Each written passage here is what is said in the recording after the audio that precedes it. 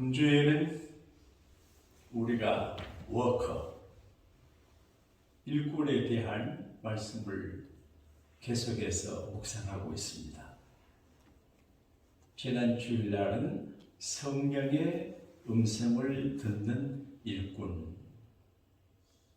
우리가 하나님의 일꾼이기 때문에 늘 성령께서 내게 뭐라고 하시는지를 생각해서 성령님의 음성을 듣고 일을 해야 됩니다. 감정이나 상식이나 생각 없는 친구들의 말을 또 가만 안 대고 주님이 내게 가이드 하시는 말을 늘 귀 기울여야 됩니다. 그 다음 수요일 저녁에는, 낮에는 착하고 충성된 일꾼. 착하지만 능력이 없으면 안 되고 능력이 많아도 착하지 않으면 안 됩니다. 그래서 바탕에 착하면서 능력 있는 일꾼. 그리고 오늘 새벽에는 사람을 존중히 하는 일꾼. 한번 따라 합시다. 사람을 존중히 여기는 일꾼. 화성에 사람이 살 수 있나 없나 관심을 많이 갖고 있는데 거기 사람이 없습니다. 사람이 없는 곳엔 별 의미가 없는 것 같아요. 무인도에 사람이 없는데 무슨 의미가 있겠습니까? LA의 큰 도시이지만 이렇게 건물들이 많지만 아무도 없는 텅 빈 도시라면 의미가 없습니다. 오늘 새벽에 우리가 예배당에 모였는데 여기 사람이 없으면 무슨 의미가 있겠습니까? 그러므로 사람이 참 중요하고 사람이 귀하고 사람이 존귀함을 알 수 있습니다. 우리가 하나님을 존중 여기는 마음이 신앙이거든요. 하나님을 리스펙트하고 하나님을 경외하고 하나님을 사랑하는 이게 신앙입니다. 그런데 참 신앙을 가진 사람은 하나님을 존중히 여기면서 동시에 하나님께서 만드신 사람들을 귀하게 여기거든요. 우연한 기회에 어떤 미국 여자분이 저를 보고 에시안이라고 그러대. 처음 들었어요. 그분이 보기에 제가 미국에 살지만 동양 사람이라는. 이 세상에 인종차별이 많아요. 그리고 같은 동족과 문화권 속에 살지만 차별을 해요.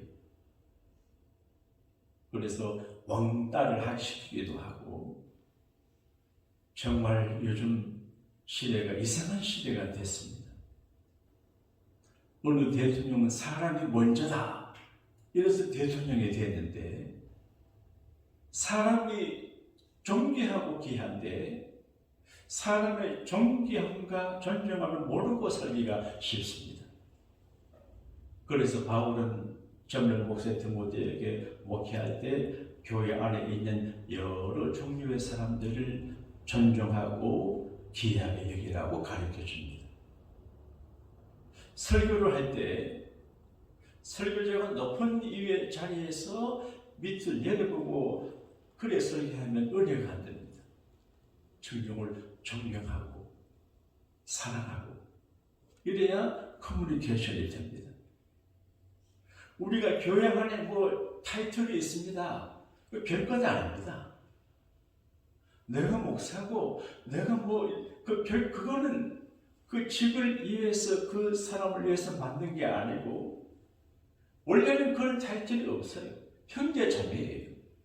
그런데 교회가 조직화되고 그리고 질서 속에 유지되게 하기 위해서 직분을 세우는 거거든요. 초대교회는 집사님 뿐이었어요. 사도뿐이었어요. 그런데 교회가 조직이 되고 사람이 많아지면 이게 조직체가 됩니다. 그래서 포지션도 만들고 이렇게 하는데 바울은 디모데에게 교회 안에 있는 교우들을 대할 때 어떻게 대해야 되냐? 너가 목사지만 또 모든 교우들을 가르치라는 거예요. 그 한 원칙이 뭐냐? 존중히 여기라 그런 말, 귀하게 여기라 그런 말이. 그래서 누구든지 교회 오면 자기가 존귀함을 깨닫고 존중한 대접을 받고 서로 귀하게 여기는 이것이 멋이거든요.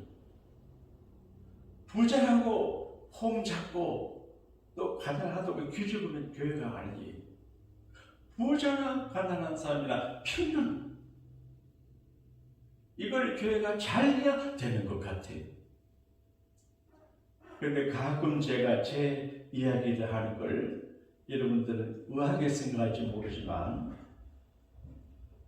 그게 하는 교육이에요. 예를 들면 제 곁에 물론 연세 많은 집사님들이 계셔요.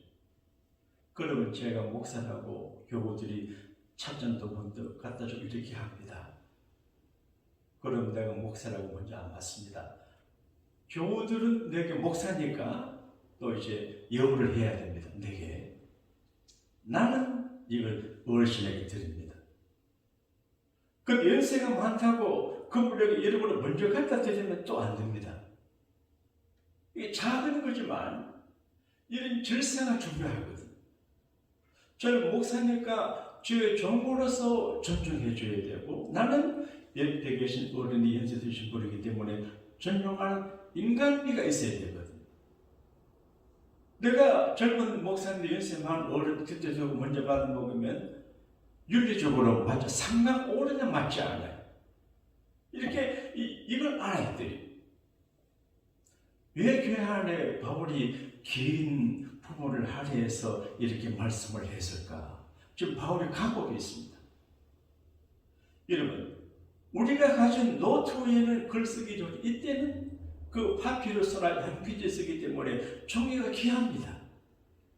귀한 종이에 감옥에 있는 바울이 편jal적에는 귀한 메시지를 전합니다.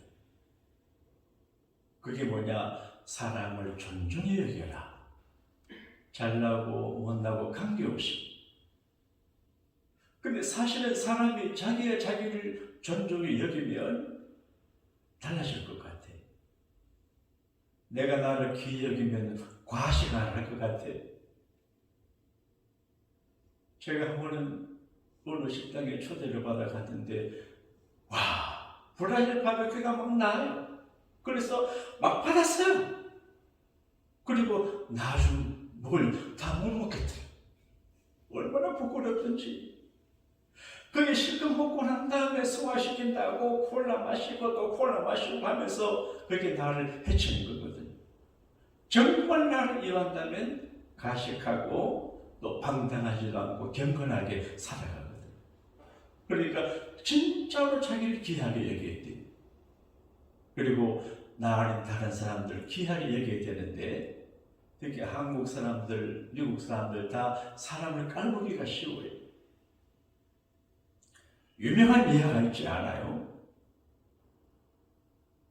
스탠포드 리라고 하는 노인 할아버지 네 분이 아들이 하버드 대학을 다니다가 사고로 죽었어요.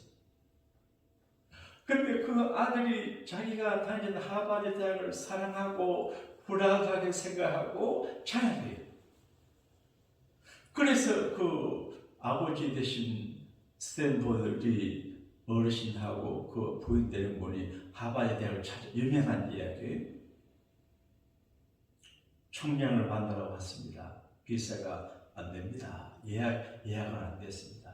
총장님 바빠서 못 만납니다. 추로하고 그러니까 안 만나요. 그러다 안 가요. 왜 안 가십니까? 난 총장을 만나기 위해서 캘리포니아에서 왔는데 못 갑니다. 그래서 불행하게 가서 총장님에게 말했습니다. 총장님, 어떤 노인 부부가 왔는데 만나려고 하니까 잠깐만 만나주면 됩니다. 그런데 총장님 무슨 얘기 나는 보니까 철한 어른 어떻게 오셨습니까?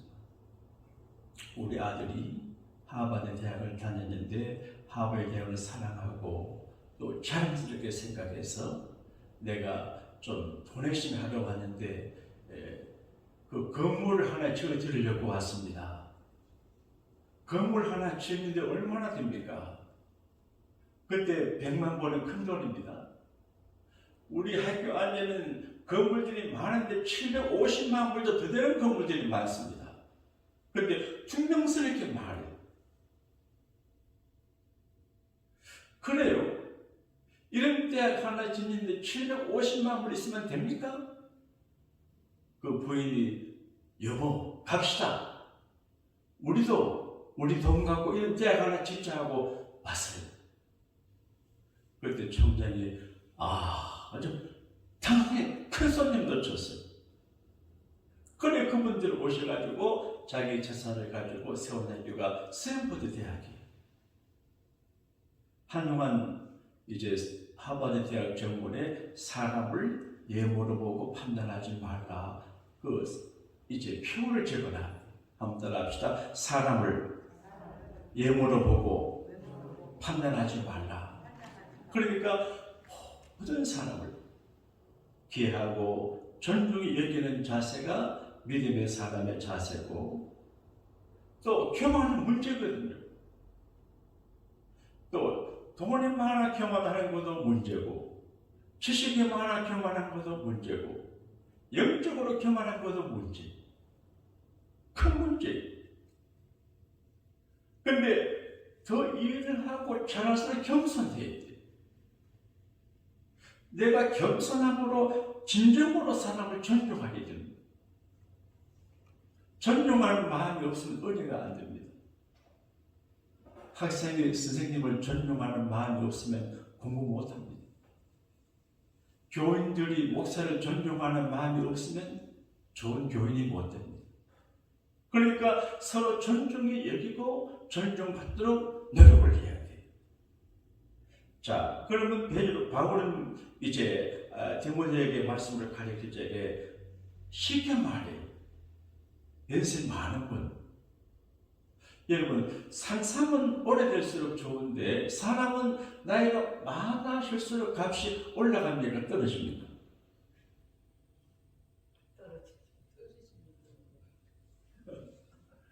뭐 어르신들에 대해서 쓰는 언어가 있습니다. 요즘. 그런데 이제 어른들을 정령 안 해요. 그런데 이런 경향이 있는데 오늘 성경 말씀 가운데 늙은 남자를 꾸짖지 말고, 너가 목사지만 연세 많은 남자를 보고 꾸짖어 지도하지 말고 아버지에게 하도다.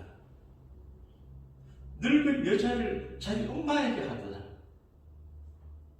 그리고 젊은 청년 형제에게 하도다고, 젊은 여자 교우는 자매에게 하도다. 그렇게 말해요. 그러니까 가족처럼 내 아버지, 내 어머니, 내 누이 동생, 내 형제, 이런 의식을 가지고 사랑으로 존중하며 교인들을 대하라, 그런 말이에요. 그리고 연세 많은 분들도 젊은 사람들이 좀 부족해도 이제 자식을 대하듯이 그런 마음을 가지면 훨씬 교회 생활이 아름다워지고 좋아지거든요. 제가 가끔 그런 교육을 했습니다. 요즘 시험 보는 일이 자기 면접인데 꼼짝 못 하잖아요. 꼼짝을 해도 귀를 못 써요. 그래서 교회 안에 젊은 여자분들을 며느리 대하듯 하라. 며느리 대하듯만 이렇게 대해도 좋아요. 그런데 집에서 자기 며느리 딸들에게 함부로 하지 못하면서 교회 가지고 함부로 하면 큰일이거든요. 바울은 디모데에게 가족을 대하듯이 부모는 자식을 대하는 것처럼 또 자식은 부모를 대하는 것처럼, 너는 목사니까 연세 드신 어른들은 부모를 대하는 것처럼 젊은 사람은 자녀를 대하는 것이 알아, 그렇게 말해줘요. 그리고 자기를 존중해서 책망받을 것이 없게 하고, 그리고 교회가 너무 침이 되지 않게 하라. 요즘은 이런 법이 없습니다. 2000년 전에 교회 안에는 싱글맘의 가구의 명부를 만들어가지고 그때 짝도 없고 생활이 어려우니까 교회에서 공개를 했어요. 근데 가구의 이름에 올릴 수 있는 사람이 누구냐? 60이 돼야 돼. 근데 말하기를 아들과 남편이 안 계셔도 아들과 손자, 손녀가 있으면 그들로 효도하게 해서 교회가 짐이 되지 않게 하라. 그걸 가르쳤죠. 그러니까 이 말씀 속에 여러 가지 메시지가 있는데 하나로 존중 여기는 거예요. 하나님을 존중히 여기고 하나님 만든 사람을 존중히 여기고 하나님의 교회를 존중히 여기고 교인들을 존중히 여기기. 아마존의 창업자 그분이 쓴 경영 지침을 보니까 고객들에게 집착해요. 그리고 장기적으로 안목해서 해요. 그러니까 내가 사장의 경영자 이사진이 주인이 아니고 수많은 고객들을 생각해서 집착해서 어떻게 하면 고객들에게 도움이 되고 유익이 되고 또 속았다는 감이 들지 않고 이렇게 해줄까. 그래서 물건도 바꿔주잖아요. 50불짜리 하나 팔았다가 반품하면 손해가 많아요. 그래도 그렇게 하는 것은 장기적인 안목이었어요. 저는 목사니까 그분이 그러면서 목회도 그렇다. 조급하게 생각하지 말고 길게 내다보고 서비스하고 인내하고 참고 봉사하고 소중하게 생각해요. 이게 성공의 비결이. 근데 바울은 사람을 귀하게 여기라는 거예요. 존중하라는 거예요. 여러분, 하나님은 귀한 분이고 하나님의 세상을 만드실 때 가장 존귀한 분으로 사람을 만들었습니다. 그러므로 내가 힘들고 어려워도 귀한 줄 알고 다른 사람들이 부족하고 약해도 무시하거나 깐보지 말고 귀한 줄 알아요. 그래서 제가 자동차를 타고 윤석이를 가는데 어떤 남자분이 팬티 안에 걸치고 저 옷을 벗고 저 윤석길에서 왔다 갔다 해요.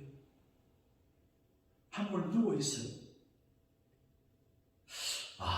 저분도 태어났을 적엔 그 아버지 어머니에게 소중한 아들이었는데 정말 귀한 아들인데 저 사람을 아기로 얻었을 때 그 엄마 아빠가 얼마나 좋아했겠어요. 근데 어쩌다가 저렇게 됐을까?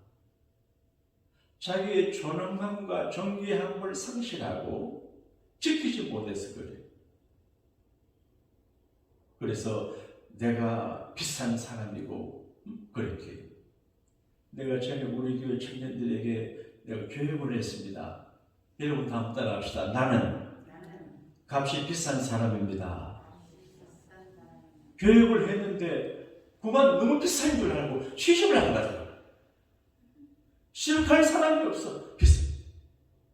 그런 의미가 아니고 하나님 앞에 나는 내 모습 이대로 존귀한지